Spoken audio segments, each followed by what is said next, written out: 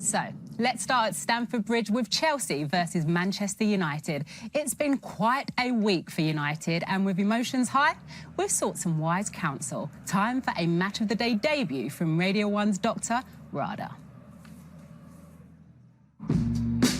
Difficult relationships can lead us to seek comfort from the familiar. When feel-good dopamine chemicals are released, they can make you overlook logical decisions. Their decision was based on emotion rather than actual logic. Feelings of romantic love can be so strong. They can convince people to stay in relationships that are unfulfilling. It's not easy to walk away from someone that you love. Listen to the logical part of your brain, instead of submitting to the euphoric chemical reactions of romance. Remaining emotionally attached to the past can trap you in a cycle of negativity.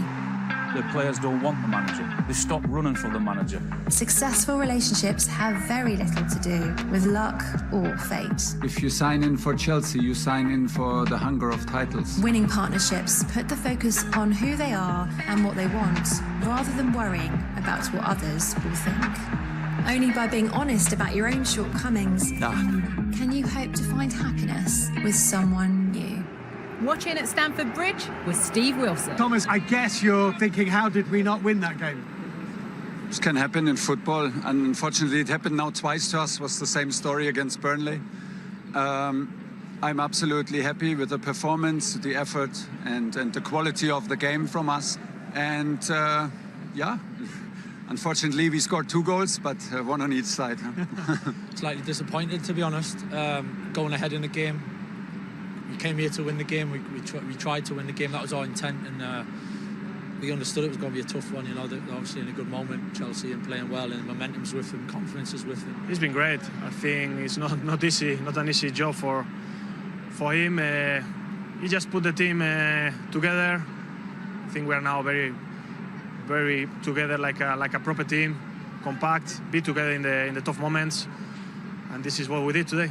If your time in this caretaker position is 2 games, and it's a win in Villarreal and a draw at Chelsea, you're pretty proud of that, I would have thought. Yeah, it's been a decent couple of games. It's been mixed feelings in some ways, because obviously I shouldn't be here if things had gone as we wanted. I can't get away from that. But yeah, of course, the 2 games have been 2 massive games, really. There's been some suggestion that Ralf Rangnick might have played some part in team selection or tactics today. Do you want to just clarify that for us? No, that's not the case, no. Well, Michael Carrick saying that they came to win the game, but I suppose those stats suggest different, because Chelsea totally dominated the game. I suppose, Ian, coming into this one, the question was always going to be, how were Manchester United going to get something out of this well-oiled Chelsea team? Well, I thought that they'd have to be tight. Chelsea are playing well. They'd have to deny the space. They'd have to stop those wing-backs. They've been criticised because of their pressing and lack of organisation in their pressing, but I thought they got it right today in the way they've done it, and they've done it consistently. You could see them here. Once they've gone, you could see the people behind Wan-Bissaka. You could see Matic, who I thought today for Man United, I know McTominay got it, was man of the match. You see Telles getting across, and this was kind of all game. It wasn't like, oh, Man United has started this well and they've done. This was all game, and they got them in a little trap here, and they won the ball. This is the problem what Man United had, is that once they won it, they didn't really progress it as well as they could have. But here it is again, good press, forcing them in. Wan-Bissaka coming out with Alonso, denying them space, denying denying Chelsea the kind of time and space that they would need. Somebody like a Jorginho would want on the ball. This was a fantastic bit of play from them. Look at the energy, intensity. This is a fantastic finish, man. Bam, bam. Look at his little body swerve. There it is. The little legs there. Yeah, there it is. Look, and then, you know, the finish. You know, it was very good. And then the second half, you know, Man United, they didn't stop. And like I say, it's very strange to see Man United doing it, and doing it so well, and doing it so consistently. And if they can carry on doing this, then they're going to cause teams problems simply because of what they've got in offence. Now, this was the second shot on target, apart from Jadon Sancho. I'm not sure what more he could have done because he didn't get much off of him, but that was the second shot on target. But Man United got to get credit for the way they approached that game today. And I suppose you just mentioned him as well, and one player that you thought was a standout player in that United team was Scott McTominay, Alan. Yeah, what he did well is, and something they've obviously worked on in the last few days, is that you're never going to completely stop Chelsea's wing-backs getting forward and getting into good positions. But what you've got to try and do is you've got to try and reduce the number of times they get in behind you. And part of his job today was to help out into to get into that position and sometimes make that third centre-back up. And the reason he's doing that is because of this.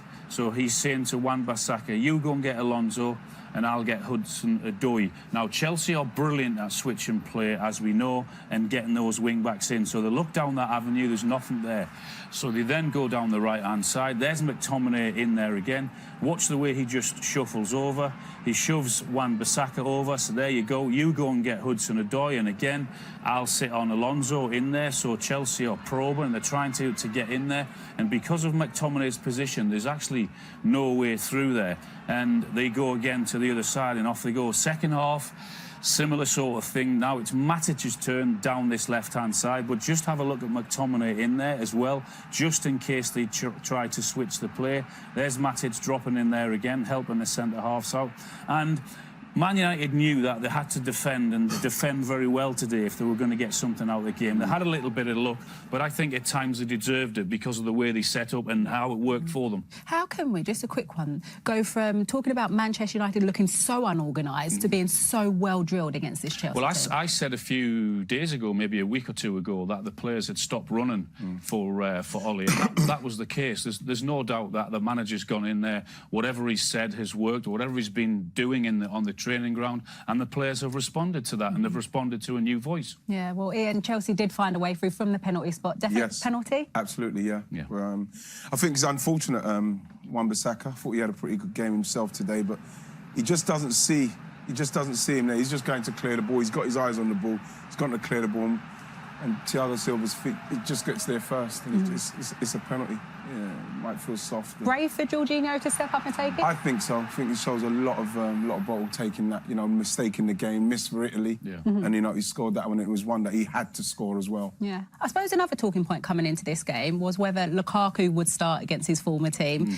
Timo Werner, on the pitch, attempted more shots than any other player during his time on the pitch. 6, none on target. Not his day?